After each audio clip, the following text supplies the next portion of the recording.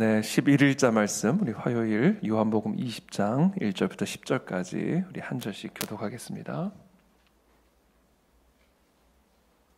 저부터 읽겠습니다. 안식 후 첫날 일찍이 아직 어두울 때에 막달라 마리아가 무덤에 와서 돌이 무덤에서 옮겨진 것을 보고 시몬 베드로와 예수께서 사랑하시던 그 다른 제자에게 달려가서 말하되 사람들이 주님을 무덤에서 가져다가 어디 두었는지 우리가 알지 못하겠다 하니 베드로와 그 다른 제자가 나가서 무덤으로 갈새 둘이 같이 다름질하더니 그 다른 제자가 베드로보다 더 빨리 달려가서 먼저 무덤에 이르러 구부려 세마포 놓인 것을 보았으나 들어가지는 아니하였더니 시몬 베드로는 따라와서 무덤에 들어가 보니 세마포가 놓여 있고 또 머리를 쌌던 수건은 세마포와 함께 놓이지 않고 딴 곳에 쌌던 대로 놓여 있더라. 그때야 무덤에 먼저 갔던 그 다른 제자도 들어가 보고 믿었다. 그들은 성경에 그가 죽은 자 가운데서 다시 살아나야 하리라 하신 말씀을 아직 알지 못하더라. 이에 두 제자가 자기들의 집으로 돌아가니라. 아멘. 네, 오늘 우리가 함께 읽은 이 본문 말씀이 부활, 예수님의 이 부활 사건을 기록하고 있는 말씀입니다. 그렇죠. 그 당시 우리가 지금은 뭐 TV가 있고 CCTV가 있고 또 영상들이 있기 때문에 여러 가지 상황들, 역사적인 순간들을 우리가 다 이제 영상으로 직접 두 눈으로 이제 확인을 할 수가 있죠. 그러나 과거에는 그런 뭐 영상 기술이 있지를 않았기 때문에 많은 경우 그림으로 표현을 했습니다. 그러니까 오늘날 우리가 이제 미술관을 가면 이제 여러 가지 그림들을 보게 되는데, 그래서 그 과거의 역사들은 기름이 아니라 그림으로 표현이 되어 있죠. 그래서 우리는 그 그림을 통해서 그 당시 역사적인 상황이나 사건들을 이제 볼 수가 있는 것입니다. 그래서 이 역사를 공부하다 보면 이 그림사, 미술사를 함께 우리가 볼 수밖에 없죠. 그 미술사 안에 이 사상적 흐름도 다 들어가 있습니다. 관점이죠.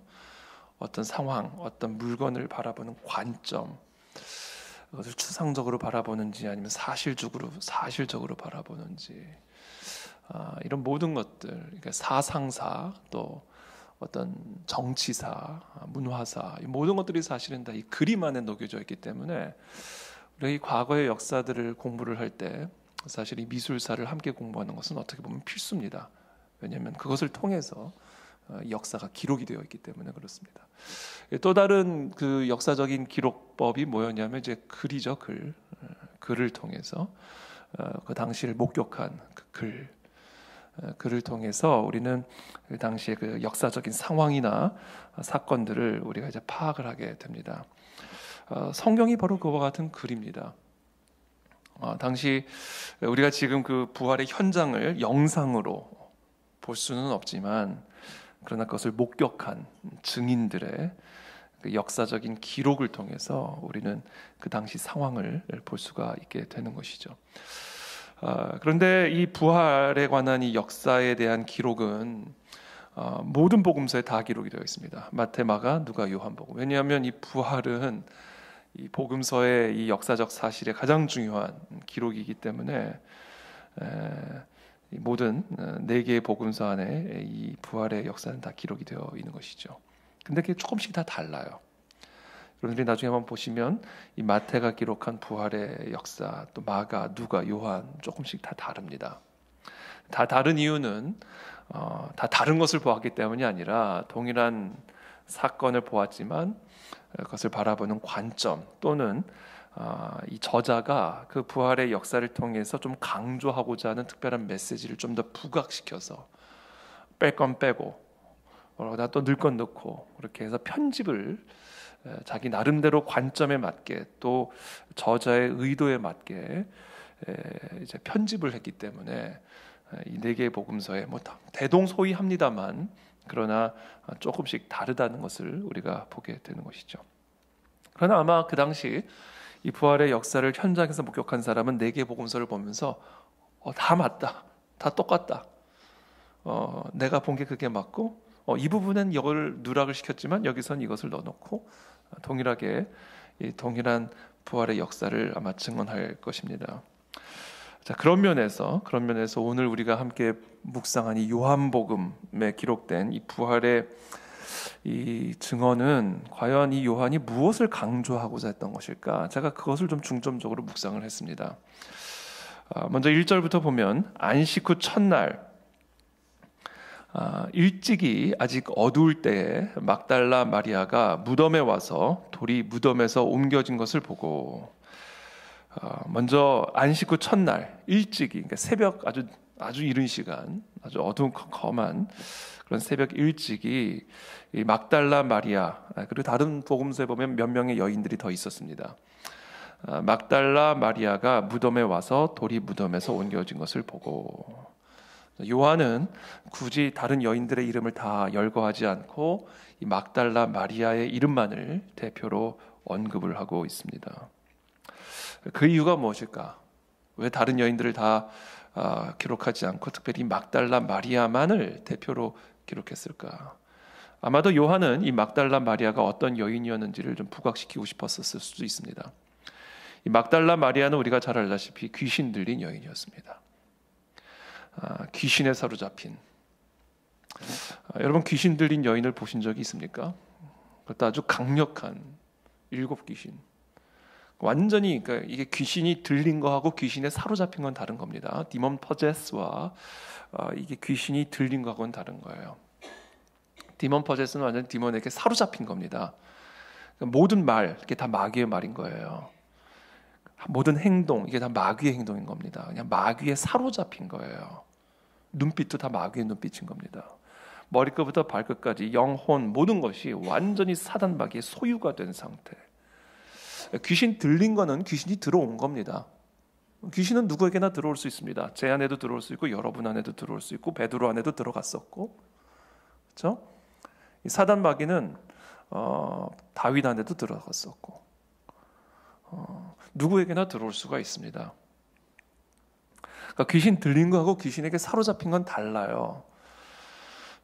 그런데 이 막달라 마리아는 7 귀신 들린 여인이었다라는 표현을 보면 이것은 거의 그냥 단순히 귀신이 그냥 들락날락 약간 귀신의 미혹에 들어가고 뭐 사단의 유혹을 받고 이런 수준이 아니라 그냥 쉽게 말하면 접신한 여인 같은 완전히 사탄 마귀에게 귀신에게 그냥 사로잡힌 그런 여인이었다라는 것이죠. 그런 여인들은 아마 자기를 막 자해하기도 했을 것이고 다른 사람들을 막 해치기도 했을 것이고 모든 사람들이 이 여인을 피해 다녔을 것입니다. 이 여인을 무서워했을 것입니다. 아무런 소망이 없는 여인, 그렇죠? 정말 망가질 대로 망가진 인생, 더럽고 냄새나고 매우 폭력적이고 모든 사람들이 아마 피해 다닌 그런 여인이었을 것입니다. 그런데 그런 여인이 예수 그리스도를 만나고 변화가 된 것입니다. 치유를 받은 것입니다. 이 여인을 완전히 사로잡고 있었던 그 악령이 완전히 다 떠나가게 되어서 이제는 예수 그리스도의 제자가 된 것입니다. 아마도 요한은 이 막달라 마리아가 안식 후 첫날 다른 여인들과 함께 우리 무덤에 계신 예수 그리스도를 만나러 간 이 막달라 마리아를 통해서 아마 그 사실을 부각시키고자 했을 것입니다. 예수님을 만나 변화된 이 여인, 그 여인이 가장 먼저 무덤에 찾아와 예수 그리스도의 시체를 향품으로 처리하기 위해 그 어두운 시간에 몰래 사람들의 눈을 피해 다가가고 있는 그 모습, 얼마나 아름다운 모습입니까? 얼마나 귀한 모습입니까? 정말 우리가 예수님의 사랑을 받아 예수님의 그 놀라운 은혜를 받아 예수 그리스도의 그 십자가의 은혜로 말미암아 정말 우리가 변화됐으면 반드시 이런 모습이 나타날 수밖에 없습니다. 주님을 향한 사랑, 죽었으면 다 끝났잖아요. 정승의 개가 죽으면 그 장례식에 많은 사람들이 찾아와도 정승이 죽으면 사람들이 오지 않는 거죠. 정승 보고 장례식 가는 거지. 뭐 정승이 죽었는데 뭐 장례식에 뭐 하러 갑니까? 정승을 이용하는 사람과 정말로 정승을 사랑하는 사람은 달라요. 그리고 그 다른 모습은 그 정승이 위기에 처했을 때, 그 정승이 모욕을 당할 때, 그 정승이 박해를 받을 때, 그 정승이 죽을 때, 그때 진짜 나타난다는 것이죠. 사람의 본색은 위기 속에서 나타나는 법입니다. 고난 속에서 나타나는 법입니다. 이 막달라 마리아의 모습, 그렇죠?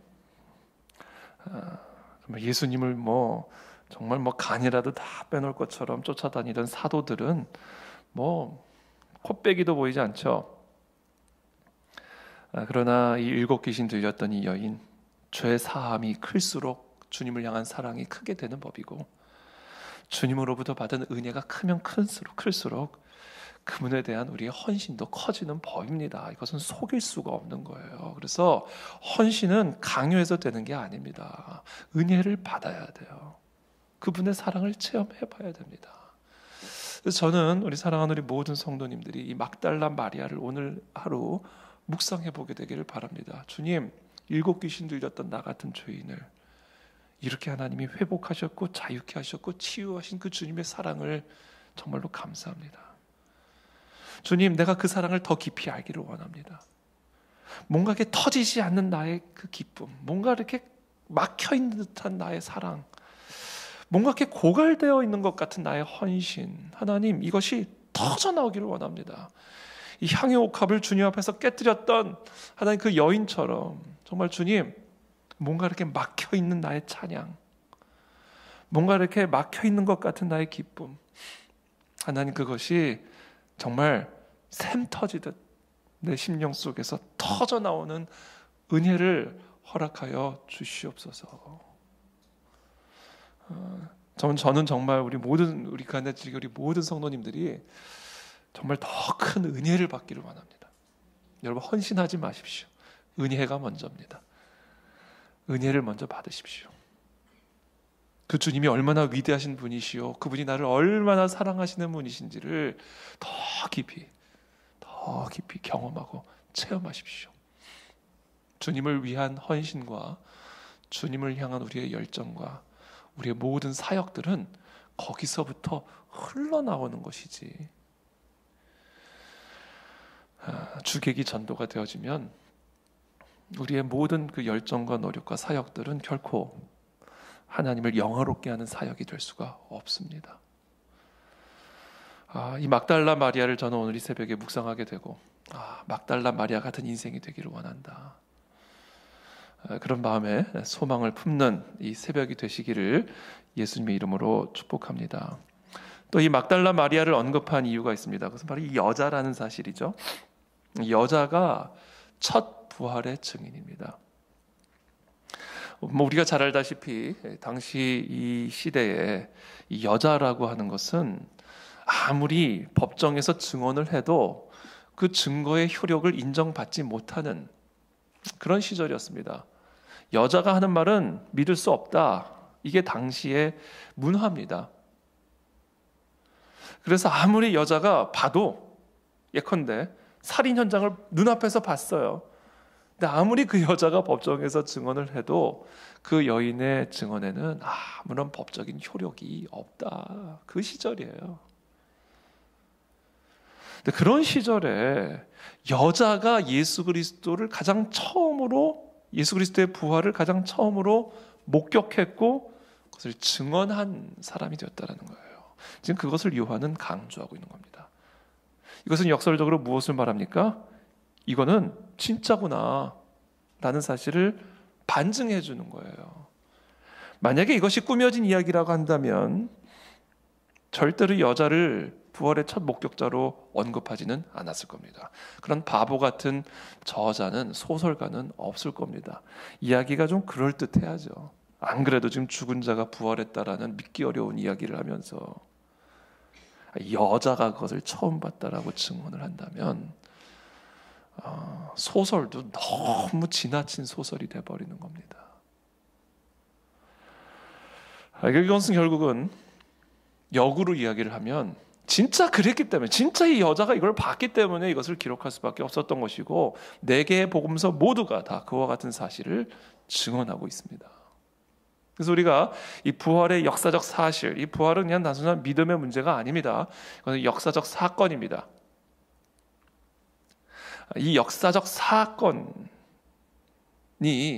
정말로 일어난 사실이라는 사실을 바로 이 막달라 마리아라고 하는 일곱 귀신 들렸던 이 여인의 증언을 통해서 사도 요한은 우리에게 증언하고 있는 것이죠. 근데 막달라 마리아만 본 것이 아닙니다. 이 막달라 마리아가 무덤에서 돌이 옮겨진 것을 보자마자 제자들에게 달려갑니다. 2절에 시몬 베드로와 예수께서 사랑하시던 그 다른 제자에게 달려가서 말하되 사람들이 주님을 무덤에서 가져다가 어디 두었는지 우리가 알지 못하겠다. 주님을 무덤에서 가져다가 어디 두었는지 우리가 알지 못하겠다. 그러니까 지금 이 막달라 마리아가요, 이거 올바르게 지금 전달하고 있는 말이 아니에요. 여러분들이 다른 복음서를 보면요, 이 무덤 안에 사람들이 곁에 서 있었다. 아마 천사겠죠. 천사들이 곁에 서 있었다 얘기를 하고 있고요. 그리고 예수님께서 살아계실 때 너희에게 말한 것을 기억하지 못하느냐? 제3일에 살아나신다라고 분명히 말씀하지 않으셨느냐? 라고 분명하게 막달라 마리아에게 가르쳐 줍니다. 그거를 듣고 지금 제자들에게 찾아간 거예요. 근데 찾아가서는 지금 막달라 마리아가 제자들에게 뭐라고 말을 하냐면 사람들이 주님을 무덤에서 가져다가 어디 두었는지 우리가 알지, 제대로 전달하고 있는 게 아니죠. 이게 무슨 얘기입니까? 막달라 마리아가 그 천사를 통해서 들은 얘기를 뭐 사람의 형상으로 왔었던 것 같아요. 사람이라고도 표현하는 복음서가 있는 걸 보면 어쨌든 간에 제대로 이해를 못한 거예요. 너무나 당황해서 있을 수도 있고요. 예수님이 하셨던 말씀을 전혀 기억하지 못하고 있었을 수도 있고요. 여하튼 간에 지금 일어난 사실을 듣고도 제대로 이해하지 못하고 그냥 인간의 상식선상에서 지금 사람이 누군가가 무덤에서 예수님을 가져다 두었는데 어딘지 알지 못하겠다라고 어떻게 보면 잘못 전달해 주고 있는 것이죠. 자기가 들은 대로 전달하고 있는 게 아니에요. 그 이야기를 듣자마자, 무덤에서 시체가 없어졌다는 소식을 듣자마자 베드로와 그 다른 제자, 여기서 말하는 그 다른 제자는 아마도 이 요한복음을 기록한 요한일 것입니다. 그게 요한이 표현하는 방식이에요. 어저께도 마찬가지였지만 베드로와 그 다른 제자가 나가서 무덤으로 갈새 둘이 같이 다름질하더니 그 다른 제자가 베드로보다 더 빨리 달려가서 먼저 무덤에 이르러 구부려 세마포 놓인 것을 보았으나 들어가지는 아니하였더니 시몬 베드로는 따라와서 무덤에 들어가 보니 세마포가 놓였고 또 머리를 쌌던 수건은 세마포와 함께 놓이지 않고 딴 곳에 쌌던 대로 놓여 있더라. 아주 구체적으로 그 무덤 안의 상황을 우리에게 마치 영상처럼 글로 기록해서 보여주고 있습니다. 그때야 무덤에 먼저 갔던 그 다른 제자도 들어가 보고 믿더라. 지금 베드로와 요한이 그 이야기를 듣고는 막 달려간 거예요. 근데 요한이 베드로보다 더 먼저 달려간 겁니다. 그러나 들어가지는 않았어요. 근데 베드로가 들어가서 그것을 보고는 요한에게 아마도 전달을 해줬겠죠. 그리고 그 요한이 그것을 듣고 자신도 무덤에 들어가서 그 사실을 보고는 정말로 예수님의 옷은 있는데 예수님의 그 시체는 사라졌음을 확인을 한 겁니다. 그러니까 사도 요한도 직접 확인을 한 거예요. 그러나 중요한 사실은 이 모든 사건이 담고 있는 진정한 의미를 지금까지 오늘 본문 안에서는 아직까지는 정확하게 이해하지 못하고 있었다. 처음으로 부활을 목격한 막달라 마리아도 마찬가지고 베드로도 마찬가지고 요한도 마찬가지로 지금 이 빈 무덤이 갖고 있는 진정한 의미를 아직까지는 이들이 이해하지는 못하고 있었다라는 사실을 오늘 사도 요한은 오늘 이 본문에서 우리들에게 강조하고 있는 것입니다. 그래서 저는 오늘 이 말씀을 묵상하면서 혹시 우리가 이런 식으로 신앙생활을 하고 있지는 않은가? 를 생각해 보았어요. 예수 그리스도는 분명히 죽음을 이기시고 부활하셨습니다. 말씀하신 대로 제3일에 역사적인 시대 속에서 역사적인 장소에서 역사적인 사실로 죽은 자 가운데서 부활하셨습니다. 다시 살아나셨습니다.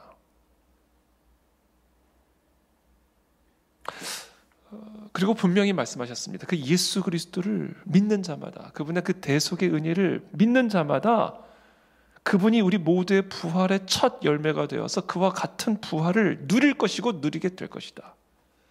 죄와 사망의 모든 저주를 이기는 하나님의 자녀로 살아가게 될 것이다 라는 사실을 분명하게 우리에게 말씀하셨잖아요. 제자들에게 다 말씀하셨잖아요. 그럼에도 불구하고 여전히 그것을 알아듣지 못하고 이해하지 못하고 믿지 못하고 지금 이 무덤 안에, 이 빈 무덤 안에서 일어난 역사적 사건에 대한 이해를 제대로 갖지 못하고 있는 거예요. 혹시 우리가 이와 같은 신앙생활을 하고 있지는 않은가? 분명히 말씀하셨음에도 불구하고 우리는 그 말씀대로 바라보지 않고 있고, 분명히 우리에게 약속하셨음에도 불구하고 전혀 그 약속과 상관없이 지금 내가 처한 상황들을 바라보고 있고, 그리스도인이라 하면서도, 그리스도의 제자라 하면서도 그리스도께서 하신 말씀에 별로 귀를 기울이지 않고 있고 그것을 제대로 이해하고 있지도 못한, 그래서 이 빈 무덤이라고 하는 이 놀라운 축복과 환희와 승리의 장소에서 들어가지도 못하고 나가지도 못하고 당황하고 어리둥절하고 어떻게 해야 할지를 모르는 방황 가운데 있는 이런 모습들이 혹시 우리들의 모습은 아닐까? 혹시 그것을 사도 요한이 우리들에게 강조하기 위해 이와 같이 이 부활의 순간을 편집한 것은 아닐까? 그렇게 오늘 묵상을 해보게 됩니다. 여러분, 우리 주님은 죽음을 이기셨습니다. 죽음을 이기셨기 때문에 모든 것을 다 이기신 분이에요. 그렇기 때문에 우리는 그 예수 그리스도를 믿음으로, 그분을 우리의 구주로 영접함으로 말미암아 우리는 이제는 모든 죄의 결박으로부터, 수치의 결박으로부터, 정죄의 결박으로부터 자유케 되었습니다. 더 이상 그 죄와 정죄와 수치의 무덤 안에 갇혀 있지 않게 되기를 축복합니다. 무덤 문은 열렸습니다. 이제 그 모든 무덤에서 나오시기를 축복합니다. 이 예화 하나만 말씀을 드리고 말씀 마치겠습니다. 우리 2차 세계대전 때 사이판인지 어딘지 그 일본군이 열심히 전쟁을 하는데 너무 깊숙이 들어간 거예요. 숨어서. 이 전쟁에 너무 전쟁이 치열하니까 아주 깊이, 그냥 깊이 더 들어가고 더 들어가고 더 들어가서 그냥 무덤이 아니라 뭐 깊은 토굴 같은 데를 파가지고 그 토굴 속에서 들어가 산 거예요. 근데 일본이 패망을 했고 전쟁이 다 끝났는데도 뭐 그 당시 뭐 인터넷이 있습니까? 뭐가 있습니까? 그냥 그 토굴 속에서 산 거예요. 계속. 뭐 했는데도 일본이 이미 다 패망했고 전쟁이 다 끝났는데도 그냥 그 안에서 계속 산 겁니다. 정말 바보 같은 군인이죠. 그렇죠? 전쟁이 다 끝났는데도 불구하고 전쟁을 피해 여전히 그 토굴 속에 숨어 살아가고 있는 그 어리석은 군인의 모습, 그게 오늘 이 베드로와 요한의 모습인 것이죠. 막달라 마리아의 모습인 것이죠. 여러분, 이미 전쟁은 끝났습니다. 우리 주님께서 이미 다 이기셨습니다. 6월절 어린 양의 보혈의 피로 우리를 압제하는 모든 바로의 압제로부터 우리는 해방되었고 자유케 되었습니다. 이제 우리는 그것을 누리는 삶을 살아가야 되는 것입니다. 그것이 바로 십자가의 보혈을 찬양하는 삶인 것입니다. 저는 오늘 이 시간 축복합니다. 우리를 무덤에 가두고 있는 그 모든 문들을 다 열어 제치시기를 축복합니다. 그리고 기뻐하며 찬양하며 누리시기를 축복합니다. 오늘도 우리의 마음에, 우리의 영혼에 말할 수 없는 부활의 기쁨이, 예수 그리스도의 그 부활의 기쁨이 충만해지기를 바라고, 오늘 하루 정말 여러분 기쁘게 하루하루를 살아가시기를 축복합니다. 그럴 수 있는 비결 한 가지를 말씀드릴게요. 그 비결은 여러분 예수 그리스도를 살아계신 분으로 좀 여겨주세요. 그분을 계속해서 무덤에 계신 분으로 여기지 마십시오. 그분을 그냥 자꾸 역사적인 한 인물로 자꾸 여기지 마십시오. 그것은 정말로 잘못된 신앙생활입니다. 예수님은 부활하셔서 살아계시고 지금 우리와 함께하고 계시는 분이십니다.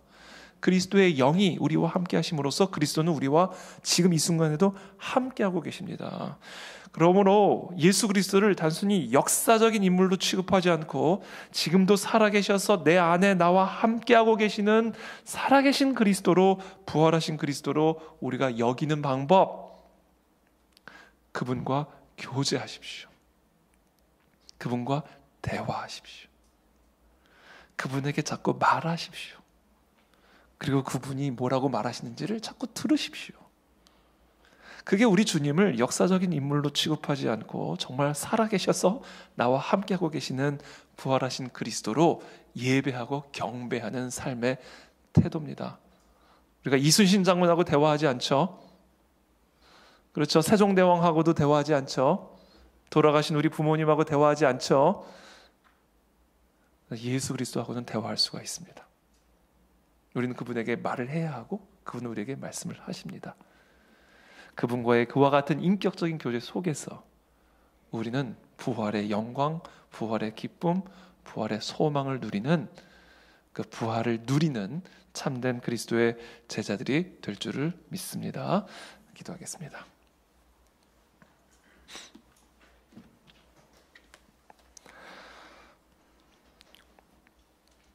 살아계신 주님 감사합니다.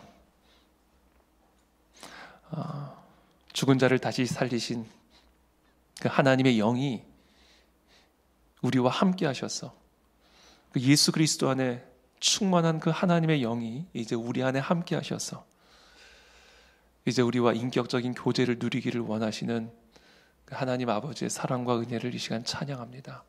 주님, 오늘 이 베드로와 요한 또 막달라 마리아의 모습이 교회를 다니는 우리들의 모습은 아닐지 우리 한번 점검해 보게 되기를 바랍니다. 그리고 그것이 아마도 사도 요한의 또 의도가 아니었을까 묵상하게 됩니다. 주님, 오늘 하루, 아니 우리의 평생 살아계신 우리 주님과 대화하는 인격적인 교제를 누리는 그런 하나님의 자녀들이 다 되도록 축복하여 주시옵소서. 외로울 때 주님에게 말하게 하시고 그 주님의 따뜻한 음성을 귀 기울이게 하여 주시고, 두려울 때 주님에게 그 모든 것을 토로하고 진술함으로 부르짖고 소리내므로 우리에게 말씀하시는 그 주님의 따뜻한 위로와 사랑의 말씀을 들을 수 있는 그와 같은 인격적인 교제를 누리는 오늘 하루가 되어서 정말 그리스도 안에 그 충만한 부활의 능력, 소망과 기쁨의 은혜가 우리의 심령 속에 충만하게 부어지는 그런 은혜를 우리 모두에게 허락하여 주시옵소서. 모든 우울의 영들은 떠나갈지어다. 모든 두려움과 슬픔의 영들은 끊어질지어다. 우리의 얼굴을 통해 우리가 그리스도의 사람이라는 사실을 많은 자들에게 보이고 비추는 그런 복된 하루가 될 수 있도록 우리 모두에게 은혜를 베풀어 주시기를 간구드리며 예수 그리스도의 이름으로 축복하며 기도합니다. 아멘.